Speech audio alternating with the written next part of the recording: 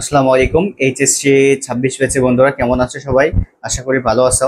আবার অনেকে মন খারাপ, কারণ এক বছর চলে গেছে আর মাত্র 8-9 মাস সময় রয়েছে, কিন্তু প্রিপারেশন তেমন ভালো না, বা ফার্স্ট ইয়ারটা কিভাবে চলে গেছে বুঝতে পারোনি। সেকেন্ড ইয়ারে একটা হতাশায় ভুগতেছো। তো হতাশা ভোগার কিছু নাই, এই 8-9 মাস সময় যথেষ্ট সময়। এই সময় তুমি যদি সঠিকভাবে প্রিপারেশন নাও তাহলে ভালো রেজাল্ট করতে পারবা।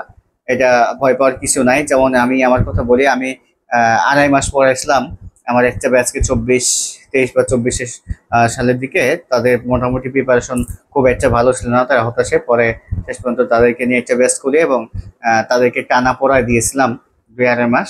এবং আলহামদুলিল্লাহ তারা পরীক্ষা দিয়েছে, সবাই প্লাস পাইছে ফিজিক্স আর ম্যাথে। তো এই প্রিপারেশন নেওয়ার জন্য খুব বেশি সময় লাগে না।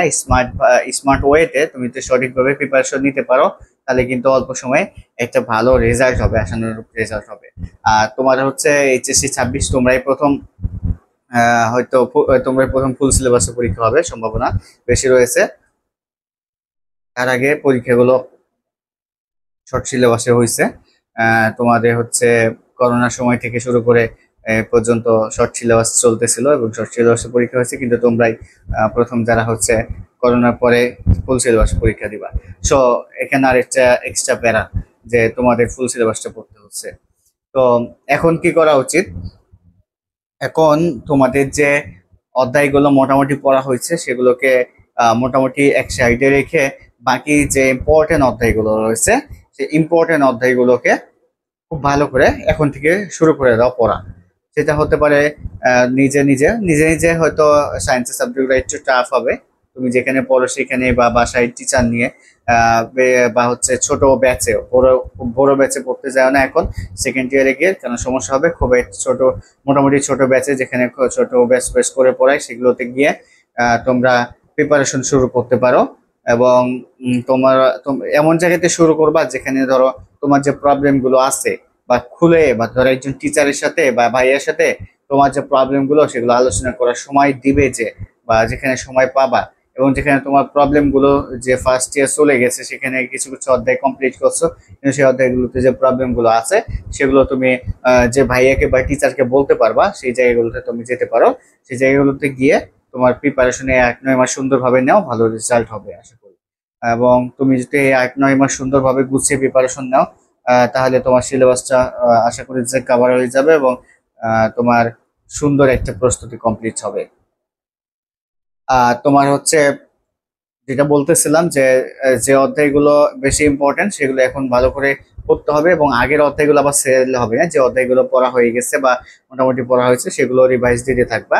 এবং তোমাদের যে কাজটা করতে হবে এখন থেকে, তোমার সপ্তাহে অন্তত একটা বা দুইটা পরীক্ষা দেওয়া উচিত। এখন ধরো তুমি একটা অধ্যায় কমপ্লিট করলা, একটা অধ্যায় কমপ্লিট করার পরে কতটুকু তুমি পারতেছো তার উপর একটা সেলফ টেস্ট দিলা। সেলফ টেস্ট হিসেবে ধরো একটা সৃজনশীল আরে যে এমসিকিউ দিলা, অথবা যেখানে তোমার বাইরে পরীক্ষা নিচ্ছে, যেখানে বাইরে পরীক্ষা নিচ্ছে সেই পরীক্ষা এক্সাম বেসে ভর্তি হলা, যেখানে তুমি হচ্ছে এক্সাম দিয়ে নিজেকে যাচাই করলা, একটা অধ্যায় পরে কমপ্লিট করে যাচাই করলা।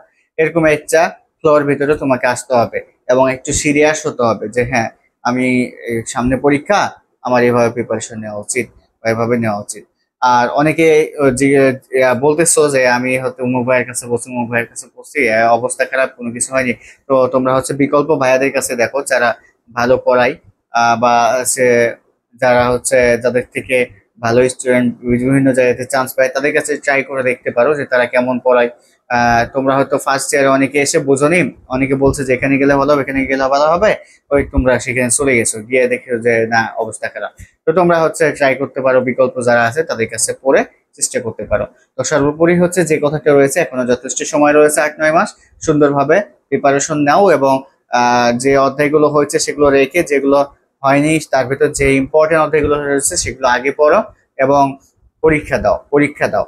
আর তোমরা যেখানে পড়ছো সেখানে যদি থাকে যে অধ্যায় শেষে যে তোমার হচ্ছে শর্ট অ্যানালাইসিস, বা একটা অধ্যায় ধরো দুইটা বা তিনটা সৃজনশীলের ভেতরে 50 বা 60টা বা 70টা সৃজনশীল কভার হয়ে যাবে, এরকম কোনো শীট থাকলে সেগুলো জিনিসগুলো তোমরা পড়তে পারো, ফলো করতে পারো। আমার কাছে এগুলো আছে, আমি স্টুডেন্টের অধ্যায় শেষে দিয়ে দিই, যেখানে হতে 60 বা 70টা সৃজনশীল তো পড়া সম্ভব না অল্প সময়, তো তাদেরকে দিয়ে দিই। ওইখানে তিনটা বা চারটা সৃজনশীল আছে, ওই 3-4টা সৃজনশীলের হচ্ছে 70 বা 80টা সৃজনশীলে যা যা টপিক গুলো রয়েছে সেগুলো ওই 4টে সৃজনশীল করলে হয়ে যাবে। অর্থাৎ 4টে সৃজনশীল করতে তোমার কয় ঘন্টা? 2 ঘন্টা লাগবে সর্বোচ্চ, আমি ধরলাম সর্বোচ্চ 2 ঘন্টা।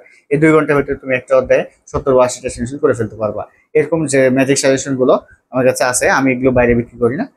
যারা আমার কাছে ভর্তি হয় বা যারা পড়ে তারা শুধু দেই। আমার হচ্ছে প্রতিষ্ঠান আছে গুলকিবাড়িতে।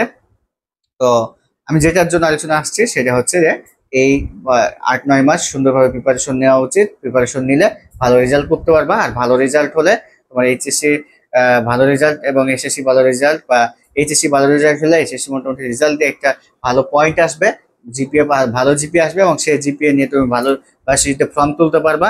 এবং এই যে সেকেন্ড ইয়ারে ভালোভাবে প্রিপারেশন নিবা, এটা ভালোভাবে প্রিপারেশন নেওয়া মানে ভার্সিটি প্রিপারেশনও কভার হয়ে যায় ভালোভাবে, ভার্সিটি প্রিপারেশনটা কভার হয়ে যাবে। সো যারা এইচএসসি 26 রয়েছে তারা আর সময় নষ্ট করো না, ভালোভাবে সুন্দরভাবে সিদ্ধান্ত নাও। এবং যদি কোথাও পড়া বুঝতে অসুবিধা হয়, নতুন কোথাও চেঞ্জ করে দেখো কোথায় পড়লে ভালো হয়, সে অনুযায়ী প্রিপারেশন নাও। নিজেকে নষ্ট করে ফেলো না, সময় নষ্ট করো না, কারণ তোমার প্রতি অনেকের প্রত্যাশা আছে, তোমার বাবা মার প্রত্যাশা আছে, সে অনুযায়ী প্রিপারেশনটা নাও, বাবা মার মুখটা রাখো। তো সবার জন্য শুভকামনা রইলো, পরবর্তীতে দেখা হবে যে কোনো ভিডিও নিয়ে। ততক্ষণ ভালো থাকো, সুস্থ থাকো। আসসালামু আলাইকুম, আল্লাহ হাফিজ।